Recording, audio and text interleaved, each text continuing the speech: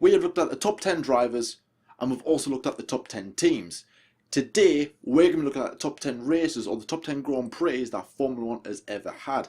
Now, obviously, there was Grand Prix racing before the days of Formula 1, and that's why that's a little bit of confusion. It's like, oh, is this really 1000th Grand Prix? You know, it should have happened a lot earlier, but obviously, since Formula 1 was actually formed on the 30th of May 1950, we've had absolutely, some amazing Grand Prix throughout the course of the years. 69 years of Formula 1, almost 70, which obviously Formula 1 will be turning next year. Can't wait for that one. But obviously, we're just days away now from the 1000th Grand Prix. Obviously, let us know your opinions in the comment section below. Which is your favourite Grand Prix, your personal Grand Prix favourite, and why? That could be a race that you've watched that you've really, really enjoyed. You could have been actually attending a race. It doesn't have to be a classic. And just be like, the 2003, I don't know, Japanese Grand Prix, let's say, or be the 2007 British Grand Prix, for example. Just like standard, bog standard Grand Prix that you might have like really, really enjoyed. That could have been your first Grand Prix there. That could have been your most present Grand Prix.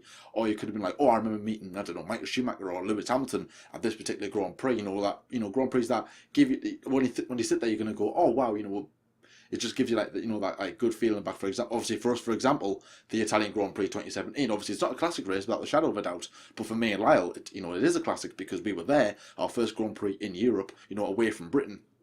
So again, that was, brilliant on our behalf. So obviously, like the last time, I'm not going to be rating these races from like best to worst, just because obviously I know that people will probably like complain or maybe disagree with the order that I've put them in. So I'm not going to really do that. I'm just going to give out obviously the 10 races that I believe should be considered to be some of the best of all time as well. Obviously, I know there'll be loads, about 20 or 30 races you could choose from, but I thought top 10 races obviously for most memorable ones, or maybe some that I've really enjoyed throughout the years, or maybe some that I think that, right, okay, I think this is a very underrated race where no one really talks about, and it could have been a better race and people should be talking about it more, if you like. But so yes, obviously, as I said, I'm not really going to be rating the races from best to worst, and I'm going to kick things off at number 10, and obviously I'm going to be starting where Formula 1 actually began its journey on the 30th of May 1950, where at the Silverstone circuit, or as it was a hangar back then for used in World War II, was the very first Grand Prix under the name of Formula 1. So obviously some people got together about 2-3 years before,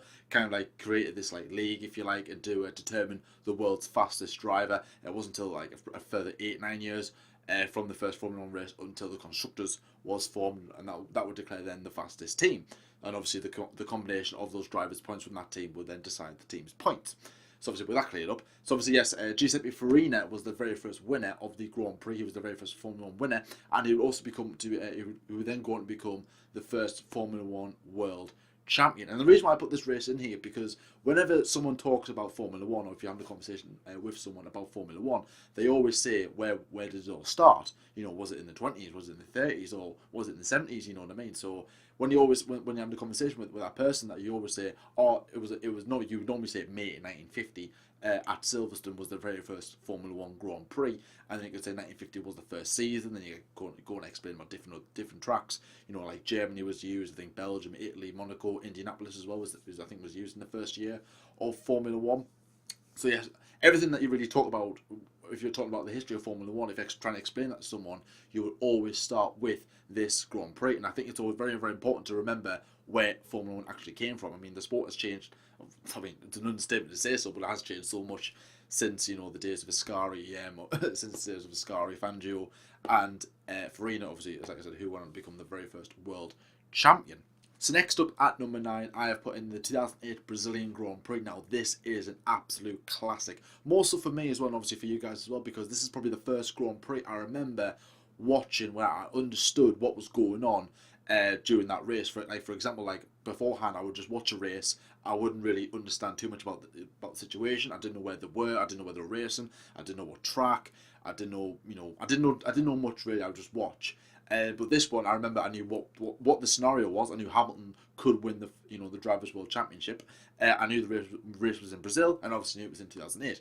And I've brief remembrance of watching that particular Grand Prix. But obviously it is a classic. Don't get me wrong. Obviously Massa starting on pole for the Grand Prix. It was raining that day as well. And to be fair, Massa drove a brilliant race. Ended up winning the race altogether. Let's not forget. In front of his home crowd, Felipe Massa had a stellar season. It was quite tight, don't get me wrong, it was very, very tight. And obviously Massa went on to win the race. Hamilton, however, he didn't put in a performance like you would today, if you know what I mean. Like Hamilton's car is just on another level today. Back then the car was really, really good. However, it was more of an even playing field, if you like. It wasn't just so much McLaren all the time or Ferrari all the time. It was both of them just like kind of like shared the wins, if you like. And then obviously comes towards the end of the race. Hamilton, I think Hamilton was in P6. Vettel was behind. No, oh, like, sorry, I'll start that again. Hamilton was P5. Vettel was P6 in the Toro Rosso at the time, and Hamilton was in the current position to go on to win the championship. However, Vettel overtook Hamilton towards the end of the Grand Prix. I think it was about with 3 laps remaining, and it was just disaster. It was like, oh my god, head in hands, unbelievable. Hamilton is going to lose the title. But as the saying goes, well, in Formula One, is that Glock? It certainly was Glock, because at the very last corner of the last lap of the last Grand Prix, Hamilton overtook Glock to get that fifth place position and go on up towards the start-finish straight, where he would win his first World Championship. Jubilation at Ferrari for about 30 seconds up until Hamilton crossed the line, and that confirmed him as World Champion. And then obviously the Ferrari mechanics were just absolutely devastated. Obviously it smashed against the walls as well. Massa famously cried, got on the top set of the podium, did that, and obviously waved at the crowd. And again, that was a very honest moment for Formula One as well, because not only did Massa didn't just go to the cameras and just blame Ferrari or blame Hamilton or that Hamilton cheated or whatever. Massa took it like, right, I won the race, I did the best I could, all season, and on the day Hamilton did the better job, because obviously he became a world champion, and that was a very infamous moment for me as well, a very remembrant moment in Formula One. So without a shadow of a doubt, if you want to rank this from like best to worst, you could probably put the Brazilian Grand Prix, but I'll probably say maybe top 3, maybe top 5 if you like, if you do want to do that. But certainly without a shadow of a doubt, we'll always be talking about the 2008 Brazilian Grand Prix. So in at number 8, I've gone for the 1987 British Grand Prix. Now the 80s was a dominant era for one team in particular, and that was Williams. Since obviously they won the first World Championship, or their first World Championship in 1980 with Alan Jones, and they were coming towards the end of the 80s under very good structure, if you like. They've got 2 drivers in Nelson Piquet, Nigel Mansell, British driver, Honda powered. Yes, Honda used to be good. I know that. Well, they are quite good now, but I still carry on that joke. Honda, yes, Honda were the engines to have back in the day. They were like the Mercedes. Everyone wants a Mercedes engines now. Honda was those kind of engines. So Williams qualified. Obviously, they locked out the front row 1 and 2, along with Piquet and Nigel Mansell as well. But however, Alain Prost, I think it was at Renault or McLaren at the time, I can't remember, overtook both of them at the start. So obviously Williams were left stunned that Prost actually managed to get them off the start. But quite quickly afterwards, obviously in typical Williams fashion, the 2 Williams overtook Prost again to lead the race in 1 and 2. Obviously Mansell and Piquet overtook Prost to retake the lead, and obviously built up a decent lead throughout the rest of the field. However, but then Nigel Mansell overcame a problem with the car, wasn't satisfied with the way the car was running. He pitted.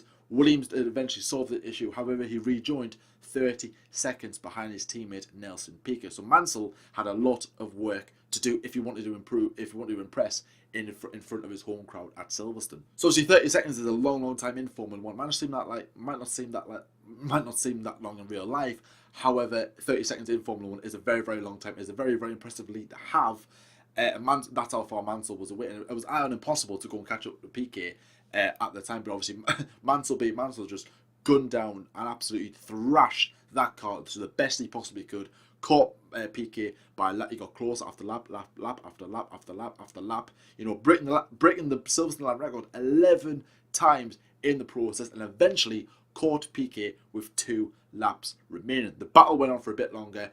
Mansell went for the overtake at Stowe Corner, overtook Piquet, and went on to win the Grand Prix. Absolutely jubilations for the home crowd. I think they all piled onto the track. A very, very famous moment for British Motorsport as well, and for Formula One, when the fans just spewed onto the track to greet Nigel Mansell after what was an absolutely amazing victory. 30 seconds behind his teammate, caught him up, and then overtook him for the race win. As like I said, broke the lap record 11 times, as like I said, to go and catch Nelson Piquet. Now that is impressive, and that just proves how good Nigel Mansell was as a driver. So I've gone with that for number 8. So in at number 7, I have gone for the 1957 German Grand Prix. So obviously we've got to go a long time ago, back in 1957, when it was an absolutely brilliant era for Juan Manuel Fangio, and this was going to be a race that would probably define him as one of the all-time greats in Formula One. He was already a great, but obviously this pretty much cemented his position. The race got underway, and Fangio had built a lead over his rivals at Ferrari, Peter Collins and Mike Hawthorn at Ferrari. Built over a lead of about 30 seconds to them. He came in the pit, a normal everyday scheduled pit stop. However, one of the wheel nuts was loose. And obviously one of the mechanics lost it, so again another pit stop error, if you like, or another problem with the car that cost a certain driver time, a bit like in the last race what I was talking about. And obviously the mechanic eventually found the nut, got it back on the wheel, and Fangio was on his way. 48 seconds behind the two Ferraris, and that's even longer than 30 seconds, like the last video. So I mean, obviously back in those days the cars were quite equal, so it was like, well, to be fair, I think Fangio had lost the race, but that wasn't to be the case. Fangio actually broke the lap record 9 times in catching the two Ferraris, caught them both, won the race, and ended up winning his 5th and final world championship as well. So yet again, a driver coming from dire straits, 48 seconds behind, obviously not only one car, but the two Ferraris in Mike Hawthorn and Peter Collins. Obviously got them, won the race, won his championship, and this race would mark the last race where he would be winning a world championship, because the following season I think he finished in 14th. I think he did. He had a very terrible season to then bow out of Formula One, but this was the last time he would be able to win a world championship as well. So again, this is where the Fangio era kind of ended, if you like, with this particular Grand Prix, and what a way to do it in very typical Fangio style. In at number 6, I'm going with probably one of my personal favourite Grand Prix, the 2011 Canadian Grand Prix. Now, if you're a recent fan and you have been following Formula One for quite a long time, well, probably since about 2010, this race will stick out for you like a sore thumb, to be honest with you. It'll be up there. It's probably one of your favourite Grand Prix. It's certainly one of mine. The longest Grand Prix ever in Formula One, over 4 hours long, and this is why. So obviously coming into race day, you had obviously the rain was gushing down. I think the race was delayed, then started behind the safety car, and then the racing got underway, and that's where the carnage started. If you remember, I think after the safety car got released, I think it had Hamilton and Webber made contact. Webber spun again, just starting off the carnage as well. And then obviously 2 laps later after that, or a couple of laps later after that, Hamilton and Jenson Button, the teammates at the time, made contact. Jenson moved over to kind of like, get a better view of, or trying to get more grip. He didn't see Hamilton behind him. Both made contact, and Hamilton obviously retired from the race. To be fair, it was absolutely abysmal from both McLarens. Jenson didn't see Hamilton, and Hamilton pretty much went for a gap that didn't really exist, if you like. Obviously, Hamilton being very daring. And that was in Hamilton's race. Button carried on, he had a puncture, but he also had a drive-through penalty for speeding behind the safety car on the first time. So again, not a very good start for Jenson Button there. So after Button's misdemeanor, he came out in 15th place, but then got another penalty by hitting the Ferrari driver of Fernando Alonso, whilst again coming through the ranks, coming through the grid rather, in his pursuit to try and get back up at the top.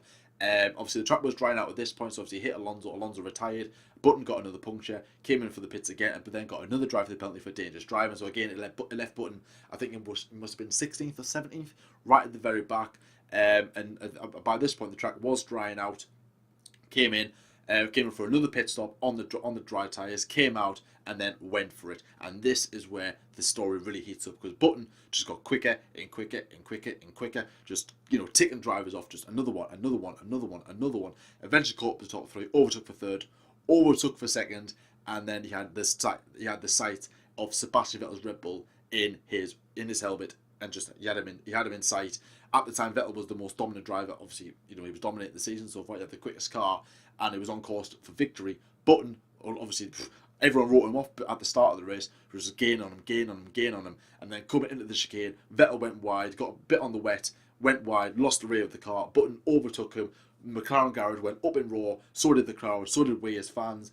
But Button then Button got to the checkered flag, crossed the line in first place, and won the race. Absolutely incredible scenes. Button said it was definitely his best victory of all time. I can't agree more, to be honest with you. Probably one of my personal favourite races, as like I said, and it will always go down as a classic Grand Prix for me, and probably for you guys as well. So the next one I've gone for is the 1993 European Grand Prix, and you probably know why I've gone with this particular Grand Prix, because it is an absolute classic. Raining in England, you know, typical of England, to be honest with you.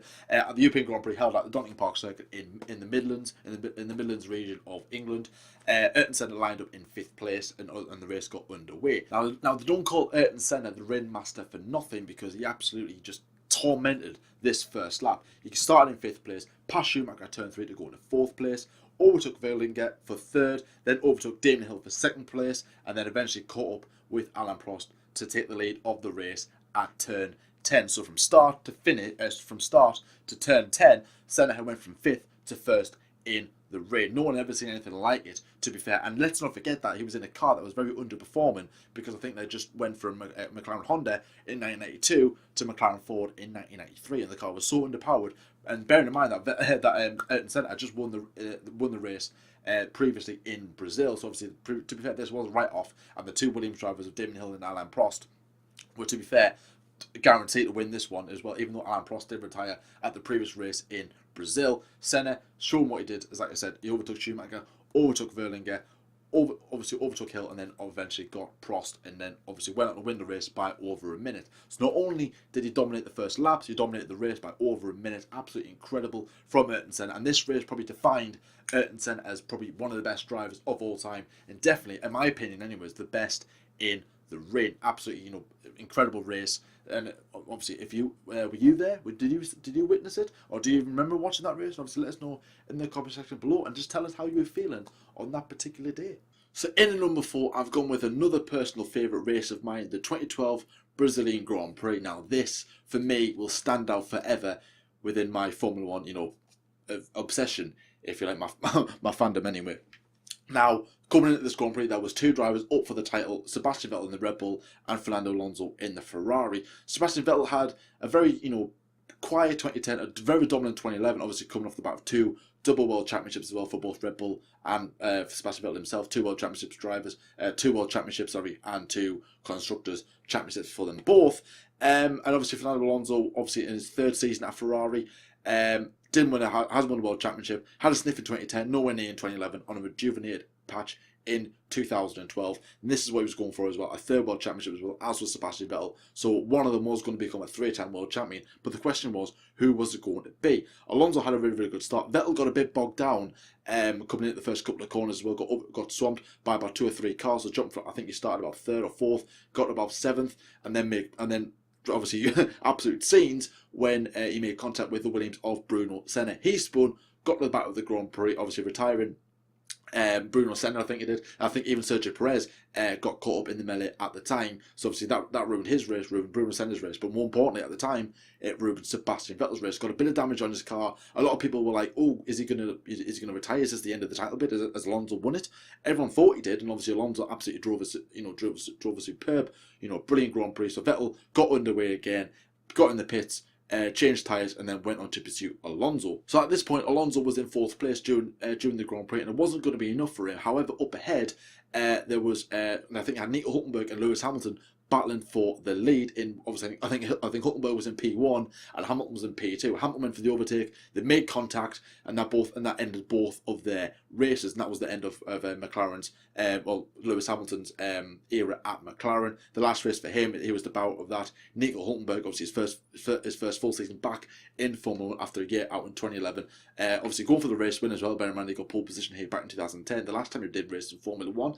And both of them crashed out at the turn 1. Obviously, Button went to take the lead, and Alonso followed suit in 2nd place. And now this was enough for Fernando Alonso to actually win the World Championship. So obviously Vettel knew this, but obviously Vettel pitted on the last round of pit stops, changed a set of tyres, and then absolutely went for it. And it was just taking off, a bit like what Mansell did, just taking off drivers, another one, got another point, got closer and closer and closer, and then he was in the right position to win the World Championship. But the question was, would he be able to keep it with the damaged car?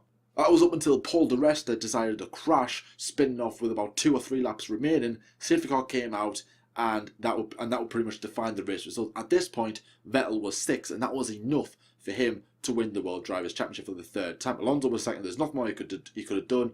Obviously, safety car was out. Drivers crossed the finishing line. Button won for McLaren there. As time of recording, as things stand, it will be Alonso. It would be McLaren's last victory, and it would turn out to be Jenson Button's last victory in Formula 1 too. So again, another reason why this is such a memorable Grand Prix. Last McLaren win so far, and the last win for Jenson Button in Formula 1. And obviously, yes, as like I said, Vettel crossed the line to become a 3-time world champion. Red Bull won the Constructors for the 3rd time in a row. Jubilations for the team from Milton Keynes, and obviously commiserations for the team from Maranello. The Spaniard Fernando Alonso, what else could he do? What else does he have to do to win a championship for a 3rd time? Tried McLaren, that failed. Tried it again at Renault, that was just out the pan. Went to Ferrari for a brand new start.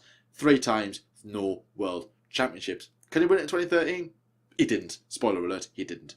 In at number 3, I have brought in Monaco, one of the best circuits in the world, in for the first time to bring in a brilliant classic Grand Prix with 2 brilliant drivers in between Nigel Mansell and Ayrton Senna. So obviously reflecting in 1992, obviously Honda were again obviously doing very, very well. However, Williams had a really good car, obviously with this with this active suspension as well. Pretty much gave them a big advantage over the rest of the field. And obviously Williams was just dominating the season, as was Nigel Mansell.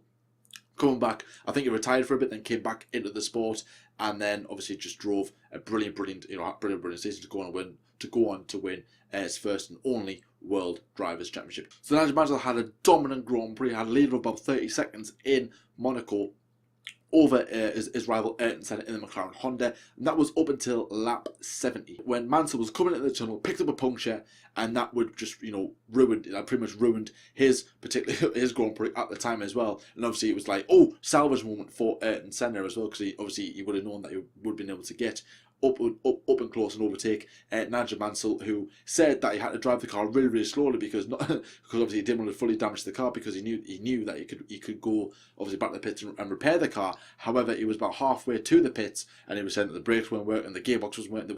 The car was all over the place. It was an absolute wreck.